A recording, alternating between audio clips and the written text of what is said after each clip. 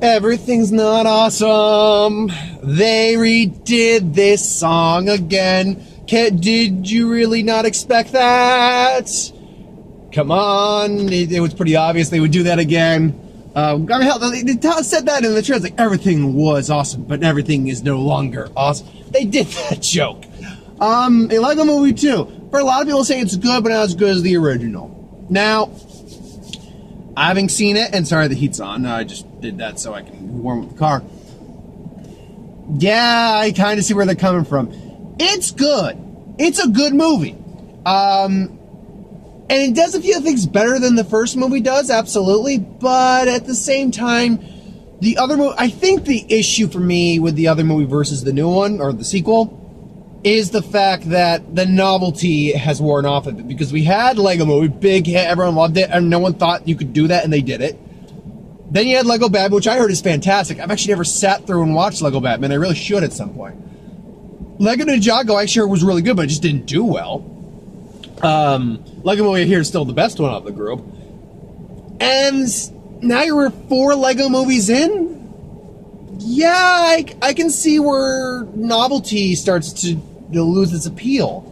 Now, I don't know what the movie's made on. I'll have to check that. The box office right now looks like, from the Friday estimate I can gather, looks like it's heading for somewhere between a $30 to $35 million opening weekend. I don't know what the movie's made on. I think the first one was only made like 50 million, maybe 60 or 70 million bucks. So relatively cheap for a solid animated film. And it made over $400 million. This one, I don't know what this one's going to do. It's a good movie. Particularly for taking your family members to. It's a good movie for that. What I'll say, obviously, if you've seen the trailer, you know that it's the Systar system, essentially following directly after the original movie, actually 5 years later. Basically, it's in the Lego story, it's the Systar system. These aliens come and kidnap them for a wedding, and Batman's got to force them to marry Queen, Eva Watanabe, voiced by Tiffany Haddish. And I'll say this is probably my favorite Tiffany Haddish performance. I've just never been a big Tiffany Haddish fan, but it works. Definitely it works. To bring about the mom Armageddon. It's so, yeah, where obviously the mom Armageddon is mom, whereas President Business, who Will Ferrell's voice still appears briefly in like the 2 scenes that President Business is actually in for a minute each, and then the 2 lines he has out there. Maya Rudolph plays the mom. I want to try to be careful not to. I mean, there's not. It's a happy end. They even make a joke about that near the end, where the mom again happens. They're all tossed in a bin. It's like the end's like no. This is going to be one of those things where it ends with mature ends. We're giving up. Let's have a mature song, kind of like making fun of the Avengers and stuff like this. Like, no, we can't end it like this. It's like everything's not awesome. That's where that song comes in. And then there's the Rex Dangervest. First off, he's voiced also by Chris Pratt. How do they put it? Raptor training cowboy, or archaeologist cowboy, or raptor trainer, and he keeps going on after that about other things he is. And he's voiced by Chris Pratt, and there's actually, there's a reason for that. 2 reasons. One is he's supposed to be imitating all of Chris Pratt's macho characters like Owen Grady from Jurassic World, Star-Lord, so forth and so on. The character he played in Magnificent Seven.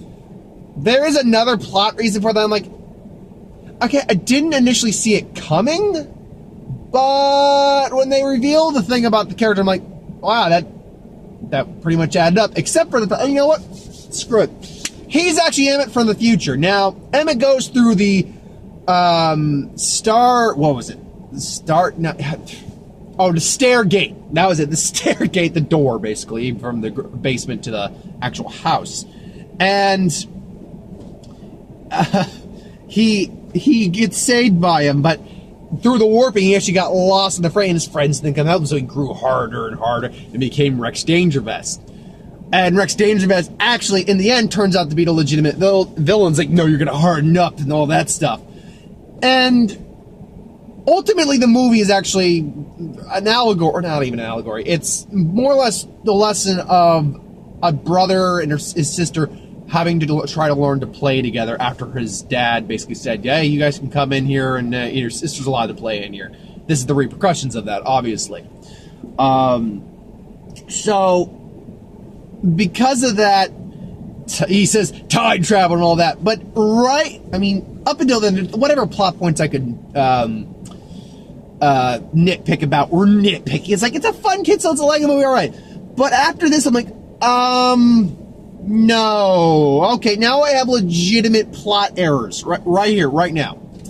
So, Queen, we see in the very beginning of the movie, which takes place immediately from the end of the first movie, her brother made a heart to represent, you can make whatever you want, be whatever you want. It's a great little message. He makes a heart for her. Right off the bat, because we see the aliens destroy the heart. I get that. Was it her who destroyed the heart, or was it his imagination about, because he's the brother, and the brothers tend to be a bit more violent, action-prone than the sisters? Was that what happened? Or did the little sister chew it up? I'm inclined to think the little sister chewed it up. And the reason I say that is because Queen Watanabe, whatever she wanna be, Queen, whatever she wanna be, is a shape so she can change her form into whatever. She ultimately, though, tells as her original form, and I didn't think about it because I didn't intend to think about it. She's made up of the heart that her brother originally made, meaning she took it apart, the heart apart, and so I'm inclined to think the sister destroyed it. And throughout the whole time, you get these interactions with the characters in the Lego universe, saying, he's like, you started it. Clearly the brother and sister saying, you started it. So the question really becomes, who started it? I'm gonna be honest, I think the sister started it. The brother was just like, it's like he's willing to try at first, and I think the sister broke up the heart he made. So, and normally that wouldn't be a problem, because the heart was a symbol about, it's like building something for his sister. Now, granted, the whole idea of the first one was, things don't have to be perfect with, like, the super glue. You can make and create your own worlds. But I kind of get the impression, because she's a little kid, too, in the beginning. 5 years later, it's clear that she's at least 10 or 11. He's probably in his early teens at that point, maybe 13 or 14. So it's clear that I think the sister did start it. Not intentionally doing it, to be fair. Not intentionally doing it, but because she ultimately didn't understand what she was doing with the heart, and she took it apart, and I think he just kind of took... Now, to be fair, they do make a point... Well, they don't make a point in saying... They do illustrate that there's really no bad guy in this, in that sense. Like, neither one of them were in the right or in the wrong. Because, I mean... They even make a reference when Queen... when the Queen... I'm not going to continue saying that name over and over again, because I'm going to just keep biting my tongue. When the Queen sings her song, it's like, I'm totally not evil. Other adjectives to describe me, it's like, you're just putting in front of everything. It's like, the villain song is not a villain song, but it comes off like a villain song. She has another great song called I Don't Think Guys from Gotham either. But they make a point in saying that you started, it's like, look, we idolized, from the sister's point of view, we idolized you. We wanted to just be part of you. You could have done that. That was what our Queen's song was all about. That's what your Queen's song was all about? Yeah, and made her seem completely like the bad guy. It's like, okay, yeah, maybe we don't communicate very well. You're damn right you don't communicate very well. And they do make a point in showing that no two sides are necessarily the ones who are completely in the wrong or in the right. There's a little... Like siblings, there's a little blame to go around here. Ultimately, though, I mean, a lot of the jokes are still funny. We definitely got a couple laughs. Like, the whole audience got some solid laughs going on. And there was one line that I was going to use as the headline, like the info line, and I can't remember it. That I can say is probably going to be a problem with this movie, though, is that not as many things are as memorable in this. as they are in the original Lego. I can remember a bunch of lines in the original Lego movie, and I've only even seen that one movie one time, and I can still remember a bunch of lines for it. It's double-decker catch. It's like, oh, it's a triple-decker catch. Oh, Emmett, they turns it into a transformer. In this one. It's like, yeah, and this is customizable. Yeah. Oh, Emmett. And then he just gets his ass kicked. Oh, Emmett. But at the same time, like, no, that's not his fault. He actually tried. He legitimately tried. And then, you know, people get on Emmett's case like, this is your fault. Like, how? Yeah, actually, how is it his fault? There's no way from how slow that character was moving, the general, I don't remember, that he could have expected. Oh, no. Because he apparently brought the aliens down or something like that? Or signaled the aliens? But he did because of the house. Oh, they blamed him for the house. That's right. They said that they thought the house is the thing that signaled them there. You know what? The aliens were going to show back up anyway. Don't get on his case, idiots. And you're just all scared and whatnot. And then it's like, oh no, we lost. It's like, there's no more. The Justice League is gone, and we don't have, and the Marvel's not returning our calls. And all we have left is original Aquaman and discount well, not Mary Poppins. Oh, a cup full of salt makes the medicine go down. So yeah, they do a great job at the little character intricacies. It's still a visually great. I will say this probably is visually better than the first one, which tells me there might be a bigger budget on this one. Visually, yeah, this was a lot. Maybe not a lot better, but I could see visual styles and creative, not licenses, creative design choices that weren't in the first one. So I will actually say this one visually is a step above it. So it's a good movie. I enjoyed myself in it. As a brother, as someone who definitely didn't get it, I can say that I'm not going to go into. Oh crap! Did I? I had my. Where? Oh, there it is. I almost lost my trailer notebook for a second. As someone who has a sister, and I can definitely confirm, we did not get along, are you? Our fighting was a little bit more advanced than normal sibling rivalry, but at the same time, we didn't like go out and literally try to kill each other. And we've gotten better in here, and we're fine now. But as someone who definitely didn't play well with his sibling, I can relate to the message they were getting to this a bit better than the message we got in the Lego movie, the first movie. And I'll say that's where I think I'll cap this off, is that I think the message in this one is actually stronger in the second movie than it is in the first one. First movie's got a good message about, fathers and sons.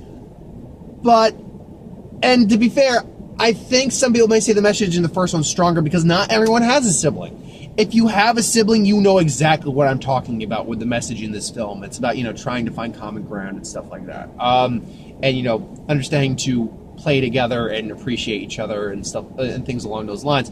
So, if you can see that, even as a person who does not have a sibling, I think the message is personally stronger in this one.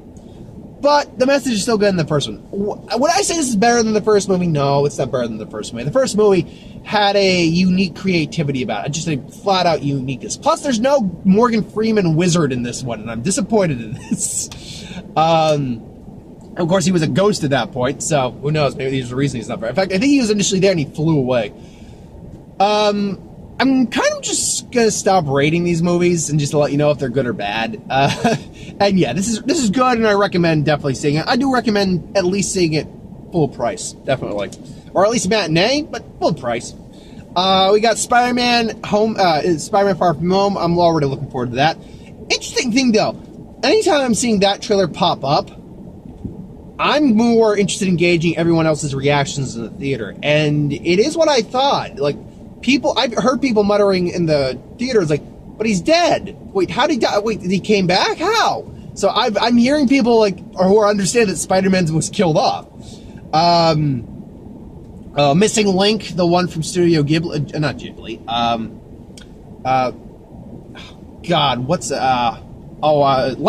Laika. The people did the Kubo and Two Strings, those kind of guys. It's another stop motion one where it's a monster, like an expedition or explorer who finds a Sasquatch named Susan, and helps him to find his home. So they made to find behind his home, find his people in the Yetis. The adjunct is like, yes, go in there. It's a temple. Yes, we call it a. Sorry, stay out, or we will hurt you. I like those films. I do. It's tough. They never do well financially, but apparently fortunately doesn't care about that. They're more caring about making a good story. And Kubo and the Two Strings was a fantastic. I loved Kubo and the Two Strings. So yeah, Uglyville. I actually thought the trailer we were getting was Toy Story 3 verse, but no, it's Uglyville, a new trailer. And